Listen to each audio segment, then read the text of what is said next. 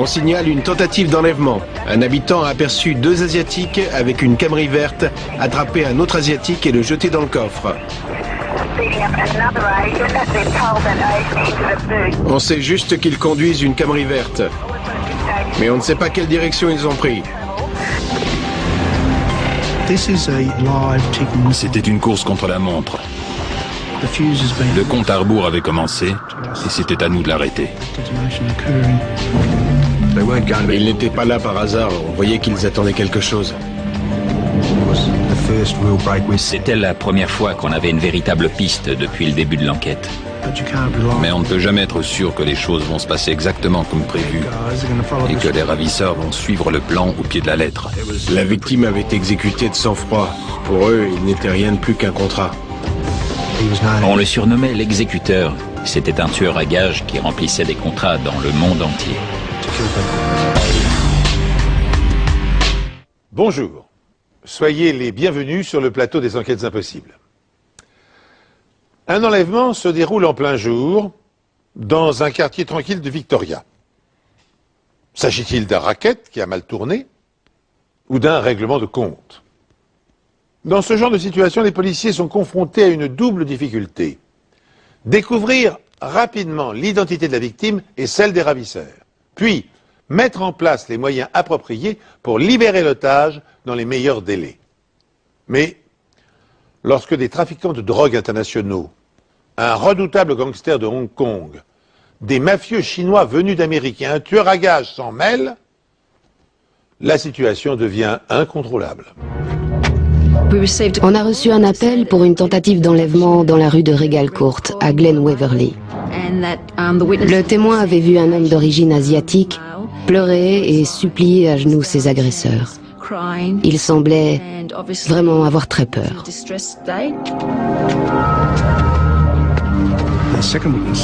Un deuxième témoin a vu deux hommes mettre un homme dans le coffre d'une voiture avant de démarrer. Heureusement pour nous, le témoin se souvenait de la plaque d'immatriculation de la voiture et il a pu nous la donner. À toutes les unités dans la zone de Waverly, la voiture impliquée dans la tentative d'enlèvement est immatriculée FRN 929. Identification du véhicule en cours.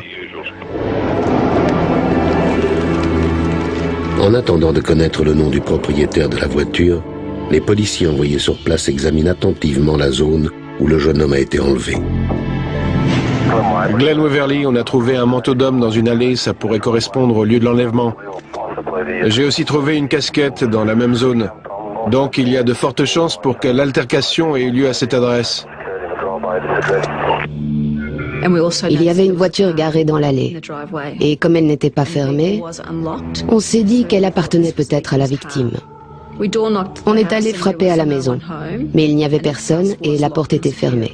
Donc on a procédé à l'identification du véhicule pour savoir à qui il appartenait et si son propriétaire vivait dans cette maison. NRK 353, une berline Lexen modèle 96 de couleur grise. La plaque d'immatriculation correspond bien au véhicule garé dans l'allée, mais son propriétaire, un jeune homme de 22 ans nommé Lian Tuan, ne vit pas à cette adresse. Bien reçu. Allez à l'adresse du propriétaire et essayez d'avoir d'autres informations. Les policiers se sont immédiatement rendus chez le propriétaire de la voiture où ils ont rencontré la fiancée de Lee, Tao. Le couple attend son premier enfant et vient d'acheter cette maison. Ils ont loué la maison où la voiture était garée pour y vivre le temps des travaux.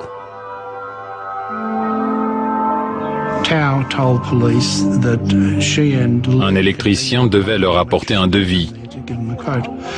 Et comme il n'arrivait pas, Lee est retourné chercher son numéro à Courthouse. Tao était très inquiète de ne pas le voir revenir et avait plusieurs fois essayé de l'appeler, mais en vain. La jeune femme n'a aucune idée de ce qui a pu se passer? Elle est au téléphone avec la mère de Lee, qui pourrait savoir ce qui s'est passé et pourrait avoir des choses à nous dire. Je vous rappelle tout de suite. Bien reçu. La fiancée de la victime est au téléphone avec sa belle-mère. Elle pense savoir pourquoi Lee aurait été enlevé, mais refuse d'en parler au téléphone. On a dû attendre qu'elle arrive au commissariat de Glen Waverly. Pendant ce temps, la police découvre que la voiture utilisée par les ravisseurs a été achetée dans une casse à peine 10 jours avant l'enlèvement. Son propriétaire est un certain Huy, un lycéen âgé de 18 ans. Quand nous sommes arrivés, Huy n'était pas là. C'est sa mère, Madame Van, qui nous a ouvert. Huy était en classe et avait pris la voiture pour aller au lycée. On est donc allé voir Huy à son lycée et il nous a dit qu'il s'était fait voler sa voiture 3 jours plus tôt. Il n'avait pas encore déclaré le vol. En fait, il pensait le faire après les cours, le jour où on lui a parlé. Huy et sa mère, Madame Van, sont donc convoqués au commissariat pour faire une déclaration de vol. Dans la pièce d'à côté, les policiers interrogent la fiancée et la mère de la victime, Madame A. Quand avez-vous vu votre fils pour la dernière fois? Madame A était très calme pour quelqu'un dont le fils est en danger. Elle faisait tout son possible pour nous aider à le retrouver. Madame A pensait savoir qui se cachait derrière l'enlèvement de son fils Lee. Il s'agissait d'un dénommé Phuc, un homme d'affaires d'Hong Kong qu'elle avait rencontré quelques mois plus tôt. Madame A était dans l'import de vêtements et il l'avait contacté pour lui demander de l'aider à faire entrer de la drogue dans le pays grâce à sa société. Elle lui a dit qu'elle ne voulait en aucun cas être mêlée à ce genre de choses et elle a refusé. Comme Madame A refusé de coopérer avec lui, il lui a demandé 230 000 € en prétextant que le fait de lui avoir divulgué ses activités illégales risquait de compromettre ses prochaines livraisons.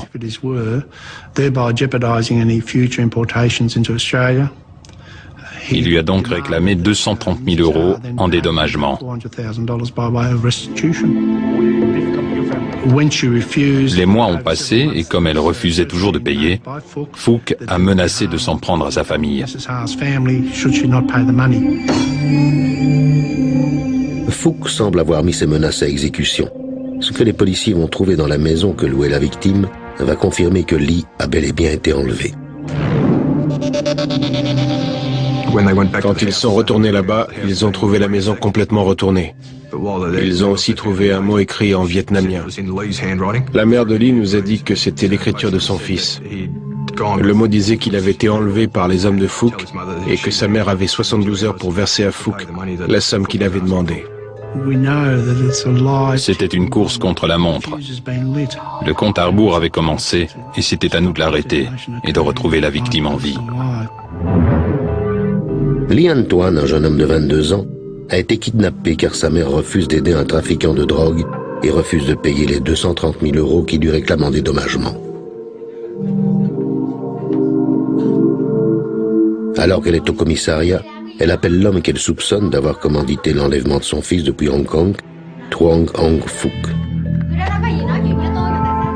Quand elle a appelé Phuc, il lui a de nouveau demandé de payer. Il lui a dit que si elle refusait, il risquait d'arriver malheur à son fils.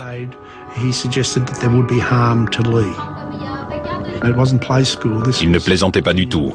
C'était bel et bien un enlèvement et la vie de Lee était véritablement en danger. Ayant pris connaissance du mobile de l'enlèvement, les enquêteurs contactent aussitôt leurs collègues de Hong Kong pour obtenir davantage d'informations sur le mystérieux Phuc. Ils apprennent que ce dernier est un trafiquant de drogue extrêmement dangereux, puisqu'il a déjà été condamné pour meurtre. Comprenant que la vie de l'otage est en danger, les policiers tentent d'identifier rapidement les complices du commanditaire du kidnapping. Le temps leur est compté. Dans moins de 3 jours, si Madame A ne cède pas au chantage du ravisseur, en versant une rançon de 230 000 €, le jeune Lee sera exécuté. On a demandé à Madame A comment elle était entrée en contact avec Phuc. Et elle nous a dit que c'est Madame Van, la sœur de Phuc, qui les avait présentés. Madame Van était aussi la mère de Huy, le propriétaire de la Camry qui avait été utilisée par les ravisseurs. Au même moment, Madame Van et son fils sont entendus au commissariat au sujet du vol de la voiture. 3 jours avant l'enlèvement, la voiture avait été interceptée sur l'autoroute Hume, alors qu'elle roulait en direction de New South Wales. Le conducteur a de nouveau été arrêté à Goulburn pour une autre infraction au code de la route. Les policiers lui ont demandé ses papiers. Il s'agissait d'un dénommé Long et il a donné une adresse à Victoria.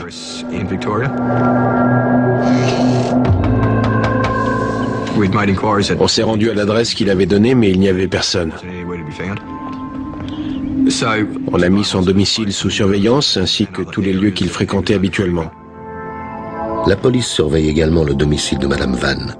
Son fils est le propriétaire de la voiture utilisée par les ravisseurs et elle est la sœur du trafiquant soupçonné d'avoir commandité l'enlèvement de Lee.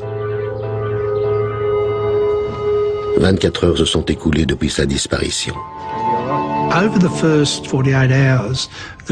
Au cours des premières 48 heures, Madame A et Fouque ont dû se parler 5 ou 6 fois au téléphone. Et à chaque fois, le principal objectif était d'essayer de faire avouer à Fouque qu'il était bel et bien impliqué dans l'enlèvement, mais aussi de parler à Lee pour être sûr qu'il était toujours en vie. Mais Fouque n'arrêtait pas de dire qu'il n'avait rien à voir là-dedans. Il prétendait appeler Madame A parce qu'elle lui devait 230 000 euros et qu'il voulait son argent.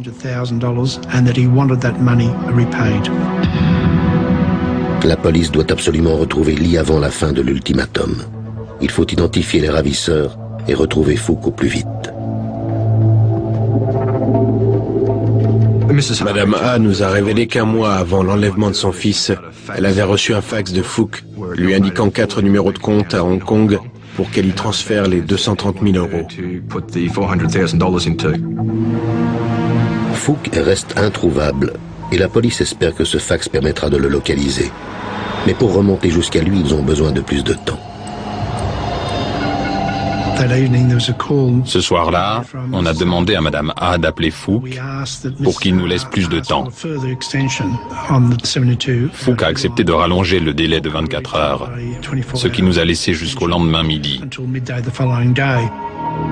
Grâce à ce délai supplémentaire, la police hongkongaise parvient à localiser les titulaires des comptes bancaires et les met aussitôt sous surveillance.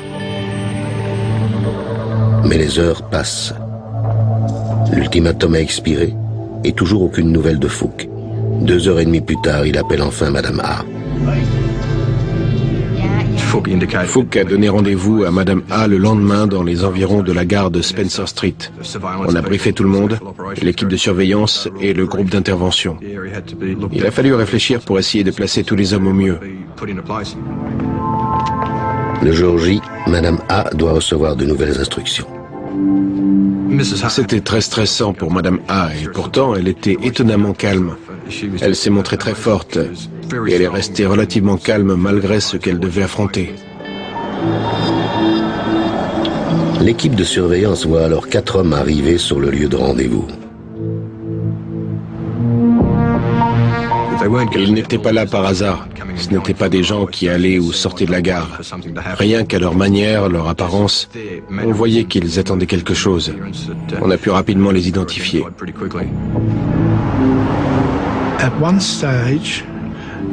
On en a vu un passer un coup de fil et juste au même moment, Madame A a reçu un appel. Cette fois, ce n'est pas Fouque qui est au bout du fil.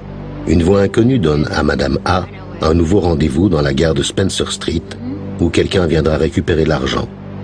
Bien entendu, elle doit venir seule. Si celui qui donnait les instructions à Madame A était un des hommes qui devait récupérer l'argent à la gare, ça voulait dire qu'il savait très bien où était Lee.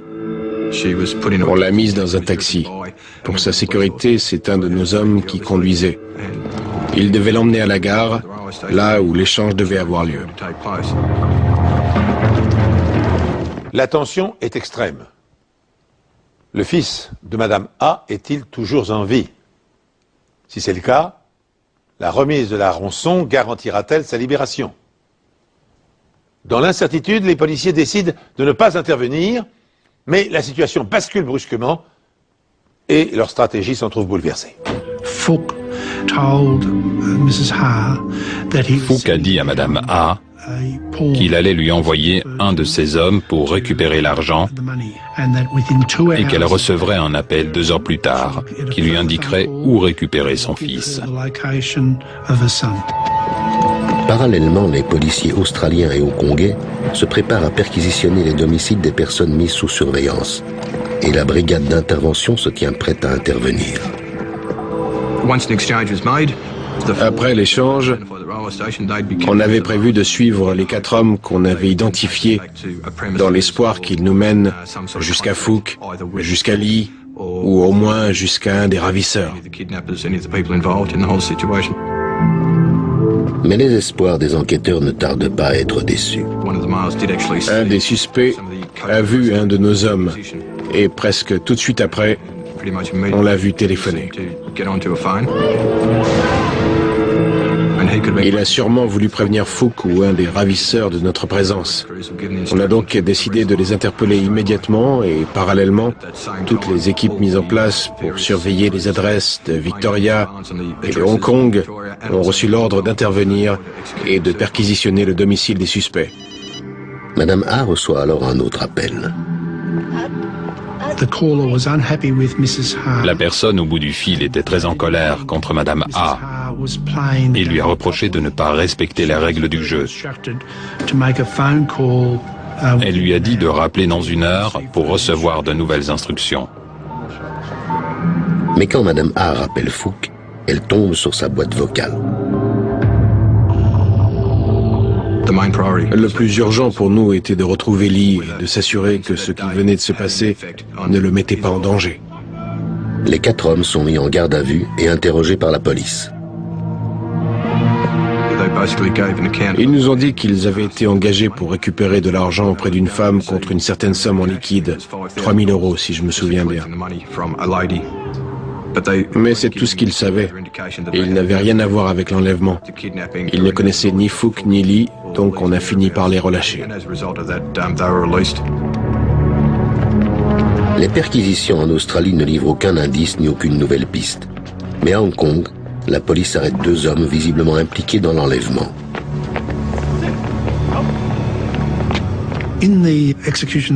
Lors des perquisitions à Hong Kong, les policiers ont retrouvé l'original du fax reçu par Madame A, ainsi que le télécopieur duquel il avait été envoyé. Et surtout, certains éléments laissent à penser que Phuc a séjourné ici. Il y avait un carnet d'adresses où figuraient les coordonnées de Madame Van, la mère de Huy, le propriétaire de la Camry utilisée pour l'enlèvement. Donc certains éléments laissaient à penser qu'il y avait un lien avec Phuc. Les ravisseurs n'ont pas donné signe de vie depuis plus de 10 jours et les enquêteurs sont désormais très inquiets quant au sort de Lee. L'enlèvement a été commandité et organisé depuis l'étranger, avec l'aide de plusieurs complices, ici à Victoria.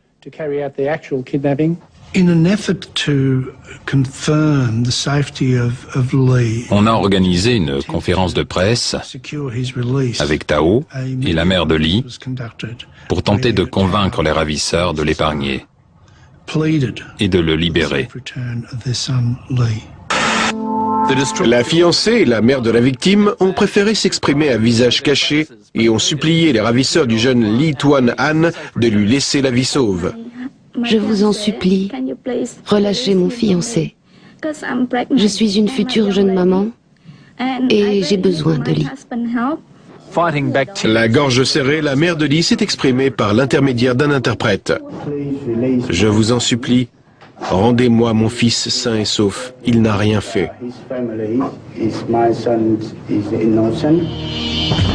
Peu de temps après la conférence de presse, la police retrouve la voiture utilisée par les ravisseurs, garée à seulement quelques rues du lieu de l'enlèvement. On a tout de suite fait transporter la voiture au laboratoire de la police scientifique pour la faire examiner. On espérait trouver des empreintes, des traces ADN, des morceaux de tissu ou des cheveux quelque part dans la voiture. Mais les experts n'ont rien trouvé à part des traces de produits nettoyants, ce qui prouvait que la voiture avait été soigneusement nettoyée avant d'être abandonnée à Seaford. C'était un peu décevant de retrouver la voiture dans cet état, mais en même temps, on s'y attendait. C'était évident qu'ils effaceraient toutes les preuves, soit en la nettoyant, soit en la brûlant. On a fait revenir Wee pour qu'il regarde si la voiture était intacte ou si quelque chose avait disparu. Il nous a dit qu'il manquait son disque jeune conducteur, un tapis de sol et un plan.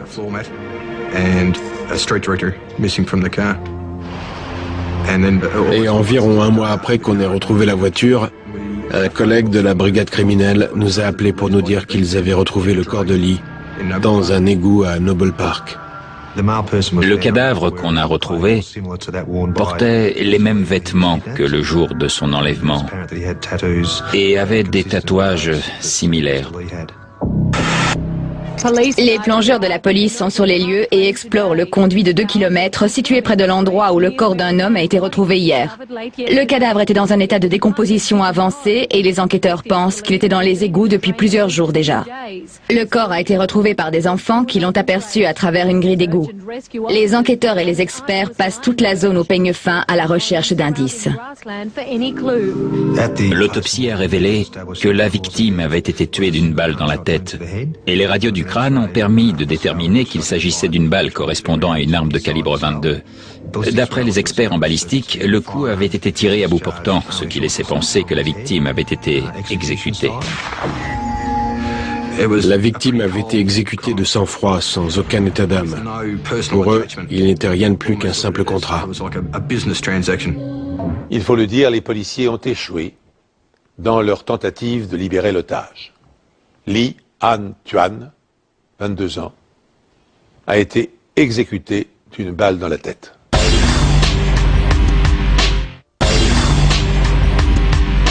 Les policiers ont échoué dans leur tentative de libérer l'otage. Lee Han Tuan, 22 ans, a été exécuté d'une balle dans la tête. Leur priorité désormais est de retrouver les assassins et de les mettre définitivement hors d'état de nuire. Et pour ce faire, ils réexaminent tous les indices qu'ils ont accumulés depuis le début de l'affaire. La police vient de confirmer que le corps qui a été retrouvé dans les égouts de Noble Park est bien celui de l'homme enlevé il y a 6 semaines à Glen Waverly. Après la découverte du corps de Lee, les plongeurs ont fouillé les conduits sur plus de 1 km durant tout le week-end. D'après les inspecteurs de la brigade criminelle, le corps aurait été jeté dans les égouts par cette grille et serait là depuis 2 à 6 semaines. La mort remontait à peu près au moment où il avait été enlevé et il n'avait pas dû s'écouler plus de 2 ou 3 jours entre le moment de son enlèvement et celui où son corps avait été jeté dans les égouts. Le jeune Lee Tuan Han, 22 ans, a été exécuté d'une balle dans la tête. C'est une affaire de kidnapping qui a tourné au drame. Les ravisseurs n'ont pas obtenu ce qu'ils voulaient et ils ont éliminé leur otage. À partir du moment où la brigade criminelle a été chargée de l'enquête, on a examiné la moindre preuve pour essayer de remonter jusqu'aux personnes impliquées dans l'enlèvement ou le meurtre de Lee. J'ai réexaminé les photos prises sur les lieux de l'enlèvement et c'est là que j'ai remarqué par terre une casquette avec le logo d'une marque de cigarettes. Nous savions que cette casquette n'était pas celle de Lee. Et nous avons également pu déterminer qu'elle n'appartenait à aucun des habitants du quartier. Il y avait donc de fortes chances pour que cette casquette soit celle de l'un des ravisseurs. D'autant plus que les témoins qui avaient assisté à l'agression avaient vu Lee se débattre avant d'être jeté dans le coffre de la voiture. J'ai vu 2 hommes frapper un autre homme dans le ventre et une voiture arriver en marche arrière avec le coffre ouvert. Ensuite, l'homme qui se faisait agresser s'est mis à crier. Il criait « Au secours, au secours !» Un des ravisseurs pouvait avoir perdu sa casquette au cours de l'agression et l'avoir oubliée sur les lieux. Pour nous, le fait de l'avoir trouvée était très important car sur une casquette, on peut retrouver des follicules pileux ou de la sueur. Et on peut ainsi comparer les traces ADN retrouvées sur la casquette avec l'ADN de différents suspects susceptibles d'être impliqués dans cette affaire. On a donc analysé cette casquette et on a relevé 3 empreintes génétiques différentes.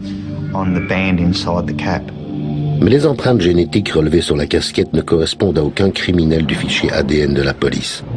Les enquêteurs doivent donc explorer une autre piste. J'ai contacté le représentant de la marque de cigarettes en Australie et il m'a dit que ce type de casquette était un modèle promotionnel que l'on offrait aux clients pour l'achat de 2 cartouches de cigarettes dans les duty-free des aéroports américains.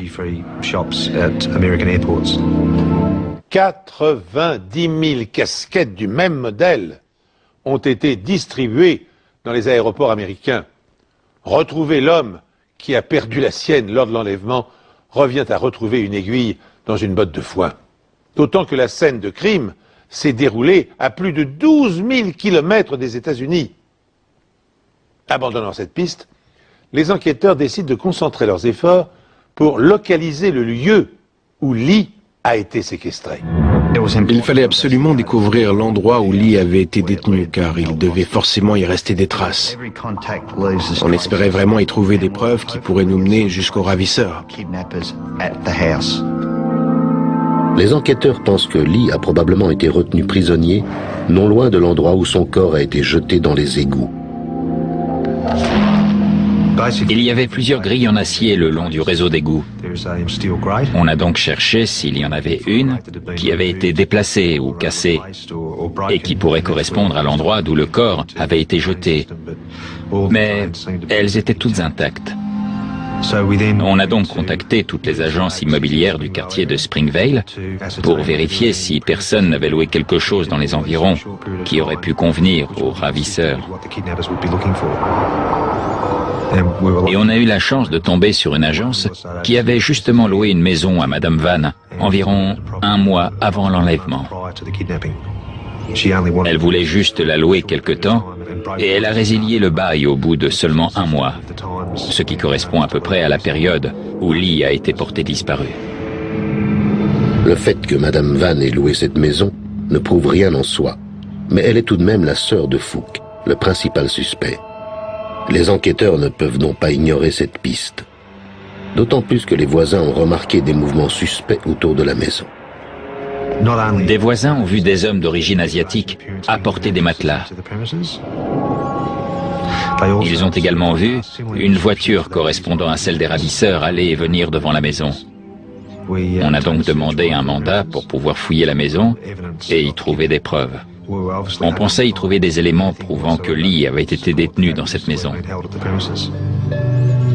En entrant dans la maison, on a tout de suite remarqué que les rideaux étaient tirés et avaient été attachés avec des épingles à linge. On a trouvé ça bizarre.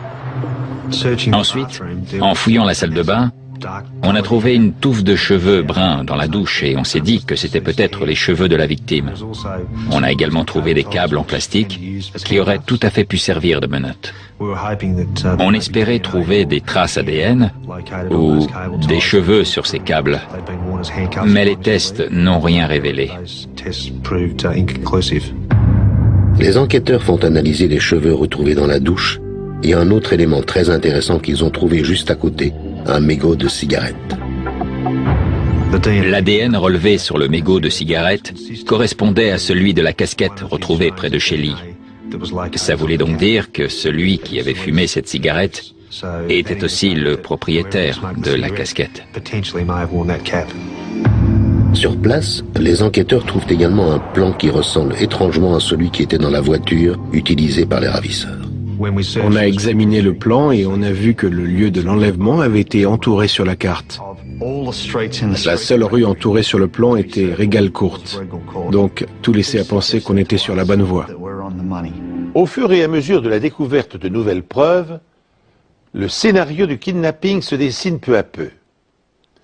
Mais le tueur n'a toujours pas été identifié. En analysant les appels passés à partir du téléphone portable du gangster de Hong Kong, les enquêteurs font une nouvelle découverte. Un tueur à gages, surnommé l'exécuteur, a été engagé pour se charger des basses besognes. À partir du numéro de téléphone portable qu'il a donné à Madame A, et dans la maison où il a été retenu prisonnier avant d'être exécuté, mais rien ne permet d'identifier ses assassins. Les enquêteurs décident alors de surveiller Fouque à partir du numéro de téléphone portable qu'il a donné à Madame A. Ils espèrent que l'historique de ces conversations téléphoniques les conduiront jusqu'à ceux qu'il a engagés pour faire le sale travail. Il avait appelé plusieurs motels et hôtels aux alentours de Sydney, notamment le Lansdowne, qui revenait pas mal de fois. Il avait appelé cet hôtel un certain nombre de fois le 3 mai, c'est-à-dire quelques jours après l'enlèvement. On a donc épluché toutes les fiches de l'hôtel datant de ce jour et on a trouvé 2 hommes qui pouvaient correspondre à ce que nous cherchions. L'un d'eux s'était inscrit au nom de Michael Nguyen et avait indiqué une adresse aux États-Unis. L'autre s'appelait Bui Tuan. Il avait donné une adresse à Los Angeles et avait indiqué son numéro de téléphone sur la fiche. Au regard des preuves retrouvées lors des perquisitions de Hong Kong, la présence des 2 hommes à ces dates semble être bien plus qu'une coïncidence. L'une des pièces à conviction trouvées à Hong Kong était un roman intitulé Until Proven Guilty. En le feuilletant, on a trouvé le numéro de téléphone de Lansdowne sur une page. Il y avait aussi écrit 128 à côté, ce qui correspondait au numéro de la chambre de Bui Tuan. Sur la page suivante, il y avait son numéro de téléphone aux États-Unis. Tout ceci était une preuve évidente, non seulement que Phuc connaissait Bui Tuan, mais aussi qu'il savait qu'il était dans cet hôtel et dans cette chambre quelque temps après l'enlèvement. Le fait que ces 2 Vietnamiens déclarent une adresse aux États-Unis était également très troublant, car la casquette retrouvée sur les lieux de l'agression n'était distribuée que dans les duty-free des aéroports américains. Et c'est justement de là qu'il venait. Après vérification, la police découvre que les renseignements donnés par Michael Nguyen sont faux. Bui Tuan, lui, a bien donné son vrai nom. Dès que nous avons su que Bui Tuan avait donné sa véritable identité, on a fait des recherches et on a découvert qu'il avait quitté les États-Unis le 20 avril et qu'il était arrivé en Australie 6 jours avant l'enlèvement. On a ensuite demandé au FBI de vérifier auprès de tous les duty-free de l'aéroport de Los Angeles si Bui Tuan avait acheté des cartouches de cigarettes. Aux États-Unis, on doit présenter son passeport pour acheter quelque chose au duty-free. Mais, visiblement, Bui Tuan n'avait rien acheté. Mais d'après la liste des passagers, un homme avec un nom vietnamien avait bien acheté des cigarettes et une casquette. Ce passager était justement assis à côté de Bui Tuan. Celui qui avait acheté les cigarettes avait très bien pu donner sa casquette à Tuan. L'autre élément intéressant est que l'homme qui avait acheté les cigarettes avait été arrêté lors des perquisitions menées à Hong Kong. Le lien avec notre affaire était donc évident. À partir de ce moment, les choses ont pris un nouveau tournant. C'était la première fois qu'on avait une véritable piste depuis le début de l'enquête.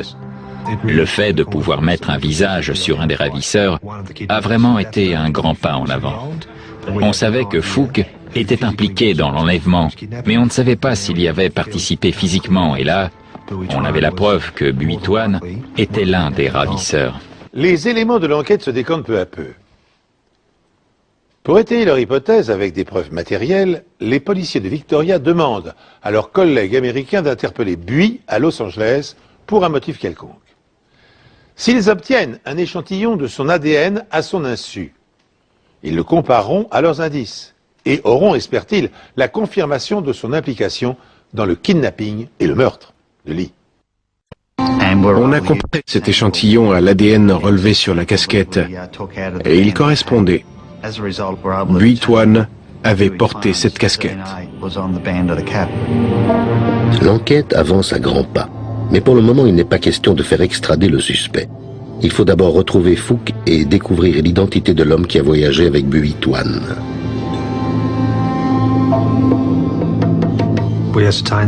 Phuc avait appelé le Marco Polo Motor Inn à Sydney et Michael Nguyen y avait justement séjourné 4 jours avant l'enlèvement.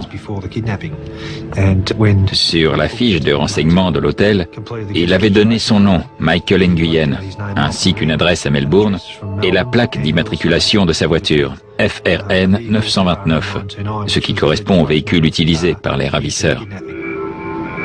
Le même jour, un certain Long a été arrêté au volant de cette voiture pour excès de vitesse entre Melbourne et Sydney. C'était extraordinaire pour nous.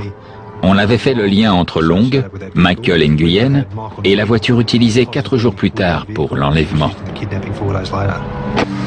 Les enquêteurs ne savent pas où est Long et ils ne connaissent toujours pas la véritable identité de Michael Nguyen. Mais quand ils vérifient si ce nom est connu du service d'immigration, coup de théâtre. Un certain Michael Nguyen a justement été arrêté alors qu'il quittait l'Australie.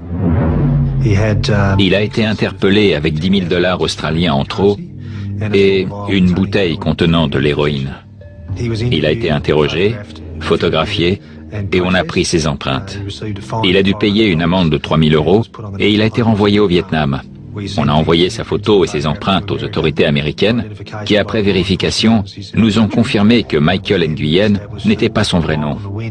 Il s'appelait en fait Bui Thai et c'était le frère aîné de Bui Tuan. Le casier judiciaire de Bui Thai est impressionnant. C'est un meurtrier. On le surnommait l'exécuteur. C'était un tueur à gages qui remplissait des contrats dans le monde entier. Les enquêteurs vont bientôt découvrir qu'il tue sans aucun scrupule. Donc, vous ne savez ni comment, ni où le corps a été jeté. Ah bon? Ils l'ont jeté? J'en sais rien, moi. Les enquêteurs qui tentent d'élucider le meurtre de Lian Tuan ont identifié 2 suspects grâce aux preuves collectées dans la maison où il a été détenu. On avait établi un lien entre Bui Thai et la voiture utilisée lors de l'enlèvement. Quant à son frère, Bui Tuan, il y avait son ADN sur la casquette retrouvée sur les lieux. Et les 2 frères avaient tous les 2 été en contact avec Phuc durant leur séjour à Sydney. L'historique des communications de Phuc révèle que le jour de l'enlèvement et les 3 jours suivants, il a appelé 15 fois un numéro de portable localisé à Melbourne. Quand on a localisé le portable, on s'est aperçu qu'il y avait des appels qui provenaient du lieu de l'enlèvement, du lieu où la victime avait été détenue, mais aussi des hôtels ou des environs des hôtels où avaient séjourné les frères Bui après l'enlèvement. Il était donc évident que c'était eux qui l'avaient utilisé. L'enquête était partie de presque rien, mais on avait finalement réussi à réunir les principales pièces du puzzle. Il était évident que Phuc tirait les ficelles depuis Hong Kong. Il avait engagé Bui Thai pour ce contrat, et ce dernier avait demandé à son frère Bui Tuan de l'aider. Long avait servi de chauffeur aux 2 frères lors de leur séjour en Australie et pour l'enlèvement. Les enquêteurs pensent que Long a déposé ses 2 complices devant la maison que louait Lee peu de temps avant midi. Les 2 frères se sont cachés pour attendre Lee et Long les a attendus plus loin. Selon l'historique des appels, les frères Bui ont appelé Long à 12h01, vraisemblablement pour le prévenir de l'arrivée de Lee. Ils l'ont forcé à écrire la demande de rançon et ils ont appelé Long pour qu'il revienne les chercher. Lee s'est débattu à l'endroit où la casquette est tombée, puis ils l'ont fait entrer de force dans le coffre. On pense qu'après, ils l'ont emmené directement dans la maison, où il a été retenu contre son gré. Vraisemblablement, ils l'ont tué 4 jours après son enlèvement.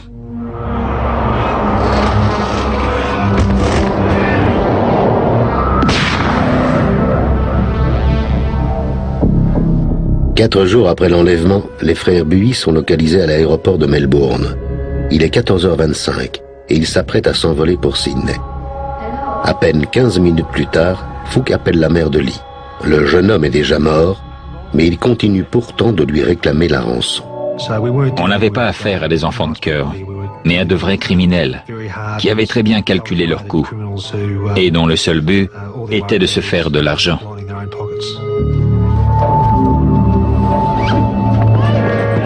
L'échange est prévu pour le lendemain. Fook a réussi à échapper aux policiers de Hong Kong, tandis que les frères Buy et Long quittent l'Australie quelques jours plus tard. À ce stade, on avait suffisamment de preuves pour inculper les principaux suspects d'enlèvement et de meurtre. Mais encore fallait-il les trouver. Malgré les moyens actuels, il est très facile de se cacher en utilisant de faux passeports. À force d'astuce et de persévérance, il a fallu pas moins d'1 an aux policiers pour identifier les principaux suspects. Et une année d'enquête supplémentaire sera encore nécessaire pour les interpeller. Buy Tuan, alias Michael Nguyen, alias l'exécuteur, est retrouvé et arrêté au Vietnam. Il passe en jugement et est condamné à mort pour son implication dans un trafic de drogue international. Pour boucler l'affaire, un inspecteur australien de la police criminelle va l'interroger dans son pays d'origine. Je me suis rendu au Vietnam pour l'auditionner sur cette affaire alors qu'il était déjà dans le couloir de la mort. Avez-vous des éléments à nous communiquer concernant l'enlèvement de Lee Antoine? Non. Savez-vous quelque chose à propos de son meurtre? Non. Savez-vous qui a commandité son enlèvement et son meurtre? Des gens là-bas? Qu'entendez-vous par là-bas? À Melbourne? À Melbourne, ces personnes travaillaient pour Fook? Il les a payés. Il les a payés. C'est Fook qui les a payés, c'est bien ça? Ouais. Vous faites partie d'un réseau de trafic d'héroïne dirigé par Fook. Donc c'est lui qui vous a demandé de venir en Australie avec votre frère Buy Quang Tuan. Non. Moi je pense que quand Lee Antoine est rentré chez lui, vous lui êtes tombé dessus. Vous l'avez mis de force dans le coffre et vous l'avez emmené sur Glendale Road à Springvale. Il a été retenu prisonnier pendant plusieurs jours, puis vous l'avez tué d'une balle de 22 longs rifles, avant de partir vous réfugier à Sydney. Sacrée histoire ce que vous racontez. Savez-vous ce qui est arrivé à ce jeune homme ensuite? Non. Vous ne lisez pas les journaux? Ça m'intéresse pas, j'ai rien à voir là-dedans. Donc vous ne savez ni comment ni où le corps a été jeté? Ah bon, ils l'ont jeté? Je savais pas. J'en sais rien, j'ai rien à voir avec tout ça. Durant son interrogatoire, Buy Tai fume plusieurs cigarettes. Les enquêteurs récupèrent ses mégots pour prélever son ADN. Il correspond à l'un des 3 ADN relevés sur la casquette. Tai Buy nous a donné les informations qui nous manquaient. Il a avoué avoir participé à l'enlèvement et au meurtre. Avec tout ça, il aurait pu sauver sa peau en demandant à être jugé en Australie. Il aurait écopé d'une peine de prison à vie et il aurait pu être libre au bout de 25 ans, voire moins. Mais il a eu peur pour sa famille et n'a pas voulu incriminer Fook. Il a préféré être condamné à mort au Vietnam. Il ne reste plus aux policiers qu'à interpeller Fook, le cerveau de la bande. L'homme qui a tenté de rançonner Madame A de 230 000 €, qui a fait enlever son fils et qui l'a fait exécuter. Bien que d'une extrême prudence, Fook commet une erreur. Utilisant une fausse identité, il menace un témoin qui doit comparaître dans un procès pour meurtre à Londres. Scotland Yard m'a appelé vers 15 h pour me dire qu'ils avaient localisé Fook. Et là, je me suis vraiment senti soulagé. Fook a été interpellé par la brigade de répression du banditisme alors qu'il essayait de s'échapper par la fenêtre de la salle de bain. J'étais un peu déçu de ne pas être sur place pour lui passer moi-même les menottes, mais j'étais quand même très content qu'on ait enfin pu le coincer. Le travail de Steve Traggart finira par être récompensé puisque Fook fera l'objet d'une procédure d'extradition. L'avion allait décoller, il était menotté à côté de moi, et j'ai vraiment ressenti une grande satisfaction pour tous ceux qui avaient travaillé sur cette affaire. C'était un gros poisson, mais on avait fini par l'avoir. Huy Toan, le jeune frère du suspect exécuté au Vietnam, finira lui aussi par être arrêté aux États-Unis, mais ne sera jamais extradé, faute de preuves. Long, le chauffeur, sera lui aussi interpellé à Hong Kong, mais aucune charge ne sera finalement retenue contre lui. Madame Van comparaîtra avec son frère Phuc devant le tribunal pour l'enlèvement et le meurtre de Lian Toan, mais elle sera finalement acquittée.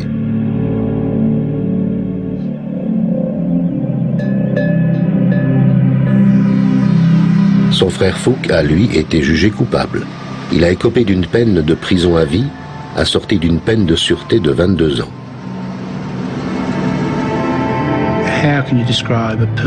Assassiner un jeune homme de 21 ans pour une histoire de trafic d'héroïne, alors que cette drogue tue déjà des centaines, voire des milliers de gens, ça n'a pas de nom.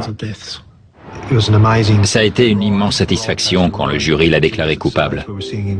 C'était le plus beau jour de ma carrière de policier. Comme quoi, il y a une justice. Tout vient à point à qui sait attendre. Ainsi se termine cette affaire rocambolesque. Bien qu'il n'ait pu intervenir à temps pour sauver la vie du jeune Lee, les policiers australiens ont fait preuve d'une remarquable efficacité. En utilisant la plupart des techniques de la science criminalistique, ils sont parvenus à démanteler un puissant réseau de trafic de drogue international. Leur fructueuse collaboration avec les polices chinoises et américaines ont fait le reste. Je vous remercie d'avoir suivi cette émission en ma compagnie et je vous donne rendez-vous prochainement sur cette antenne pour une nouvelle enquête impossible.